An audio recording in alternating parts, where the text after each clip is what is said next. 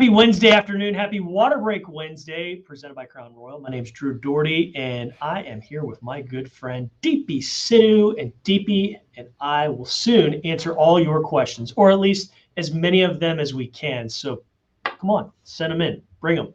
We want to hear from you. Wherever you're sending in your questions, let us know where that is, and we'll get to it. But Deepi, how are you? What's going on? What's new?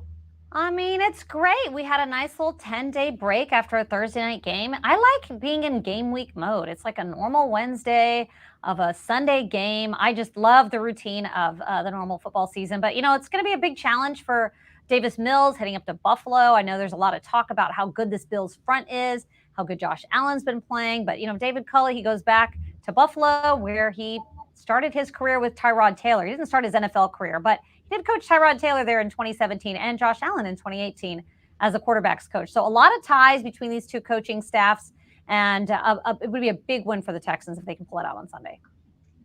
Yeah, it sure will. And they're going to get tested like you talked about because there's going to be a playoff team. The Buffalo Bills are part of the class of the AFC. So it'll be a good barometer, a good measuring stick for the Texans this weekend. We'll see where they are. And Davis Mills, like you said, he's going to get challenged because that's a rugged defensive front. But we got some questions, and thank you, first of all, to German Texan for letting us know that he's watching. He wants to know, will Terence Mitchell play this week? There's a chance the cornerback suits up. He's dealing with an illness today, head coach David Culley said about an hour or so ago before practice. But, yeah, he's probably on track to be out there, and then that's a good thing, Deepi, because the Texans need him out there. He's probably their best cornerback these days. Yeah, that secondary sure was banged up. I mean, they lost Justin Reed. It was that Cleveland game that just knocked so many guys out for the Thursday night quick turnaround against Carolina. So you've got Terence Mitchell. He was out with a concussion. He was in the concussion protocol. And, after dealing with a little bit of an illness, hopefully he gets back. I mean, David Culley seemed very optimistic. He would play as well as Justin Reed. Both of those guys just sort of day-to-day, just keeping an eye on them in practice. I think when the practice report comes out today, we'll have a good idea of who's playing. And but I think with Terence Mitchell, he might be limited, but, as soon as he finishes dealing with this illness, he should be good to go on Sunday. For sure. Send in those questions, friends. We want to hear from you. We got Sid who wants to know, do you think Davis Mills will pass more, and how do you think Davis Mills will do this week? Yes, I do think Davis Mills will pass more. We've heard David Culley say as much. He said it on Monday. He said it earlier today. There's going to be more of the playbook from which Davis Mills can reference and can glean and can use, because he was on a short week the week before. It was his first NFL start. Now he's had some more time. You get to install some things and kind of go through a bigger game week. So, yeah, he's going to throw it more. And, I'm looking forward to seeing how he does. David Culley said that he can't wait to see what Mills can do because he said he can operate the whole offense. So we'll see, because he's going up there, like we mentioned, into the teeth of this Bills defense. But he's going to be armed with a little bit, a few more options as far as things he can do within the offense. So that's a good thing, Deepi, I think.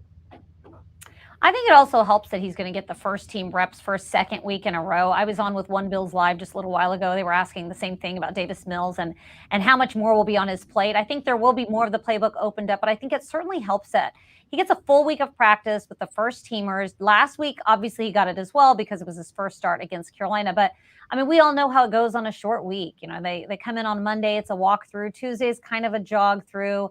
And Wednesday is the day before the game. So while he had a week of reps with the starters, they weren't really practicing as hard as they normally are, especially because they're coming off that Cleveland game, a really physical game, and they have to turn around and quickly get ready for Carolina. So this week, you're more in a normal game week mode. He's going to get a lot more reps. There'll be a lot more practices, a lot more opportunities to sort of work on that chemistry with his receivers. And it's something that he had been working on with Brandon Cooks, especially the two of them had been working before practice and after practice. So I think that, coupled with the added reps, he'll have a lot more confidence.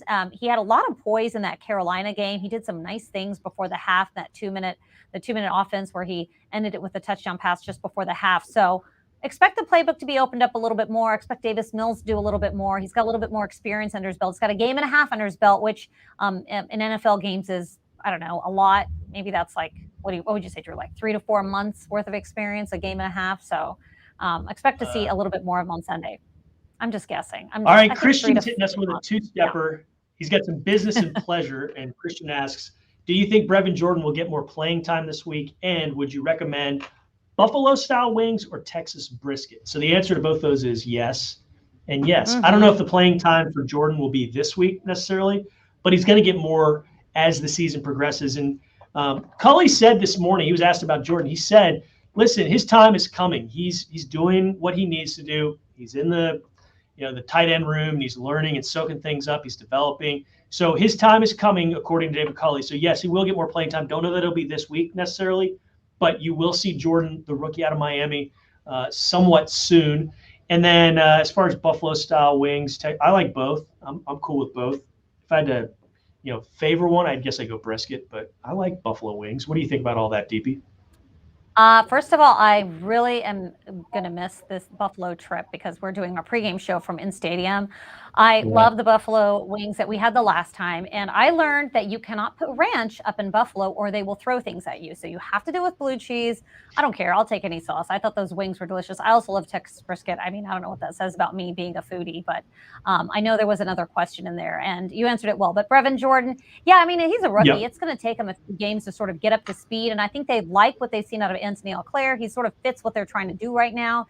And of course, you've got Pharaoh Brown and Jordan Aiken. So that's a tough tight end group to break into. So Brevin Jordan's got a little bit of a learning curve. He's coming along. I mean, he's doing as well as they could expect, but they don't really need to rush him along just yet. Alex asks this, what are your favorite things to do in Buffalo? I like to go to Niagara Falls myself. That was fun. I got to see that. What would you like to do? I liked the eating. I've seen Niagara Falls, not from the Buffalo side. I've seen it from the Canada side. Growing Fancy. Up, we used to go visit family, but I do like Buffalo. I like that whole atmosphere. I liked the stadium and just the Bills Mafia. I'm very entertained by the table Great fan base, yeah. And all the theatrics pregame. I really enjoy the Buffalo game day experience. I do. Mm-hmm. I do too. It's always a fun trip going up there. I'm sad I'm going to miss it too. Taylor, what uniforms will the Texans wear, and will the Texans get new uniforms? Not get new uniforms anytime soon. No, they will not have new uniforms anytime soon. As far as this weekend, they'll probably go with the Liberty white jerseys and the deep steel blue pants. So that's that. And then Scott has a good one. How should the Texans plan on stopping Josh Allen? Man, Josh Allen is a tough out. He was really good 2 years ago here when he came here in the playoffs. You could see the year-over-year progression from his rookie season of 2018 when the Texans beat him and made that. That was a tough game for the Texans to win back in 2018. And then the next year in the playoffs had Houston on the ropes. And he was, in large part because of that. And I think they kind of got a little too conservative for him in the second half. And then last season and now he's starting to play at a pretty elite level. So this guy's amazing. I mean, you got to put pressure on him and make things harder on him, which is what you could say about any quarterback. But try and force some mistakes like you did the first week, like you did during the preseason. When you do strip the ball like you did last week, hope it bounces your way a little bit better than it did last week. So just get some unforced errors, get some forced errors that go your way, and maybe something good can happen for you. Yeah, against that Carolina game, this Texans defense had several strip sacks. They just weren't able to recover the ball. So I think you're right. Get some pressure.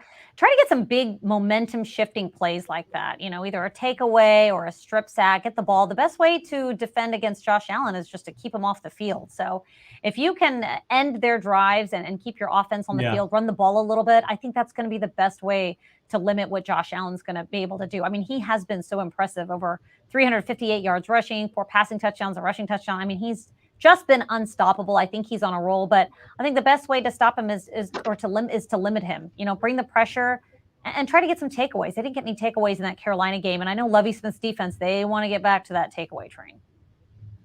Yeah, Culley was with Josh Allen in Allen's rookie year, and he said, yeah, you could see he was going to turn into this. Developmentally, you could tell he was going to be a great one. And it's pretty cool to see how he's progressed. It's not cool for the Texans because they got to play him this weekend, but that's going to be a tricky game for Houston. So, Deepi, that's going to wrap our time here. Good stuff from you as always. Can't wait to see your Deep Slant interview later this week. And then you and I will do Texans Unlimited Live, which is that pregame show which you mentioned. We'll be up about an hour before the game, so look for us around 11 a.m. We'll be smiling, taking more of your questions. We'll be on the field kind of virtually, and we will have so much fun this Sunday morning. Sound good to you, DP? Sounds good. Let's do it, Drew. All right. For Tyler Marcotte and Amanda Caffey, the good folks behind the scenes that put this whole thing together, I'm Drew. We will see you next time. Until then, go Texans. This has been Water Break Wednesday.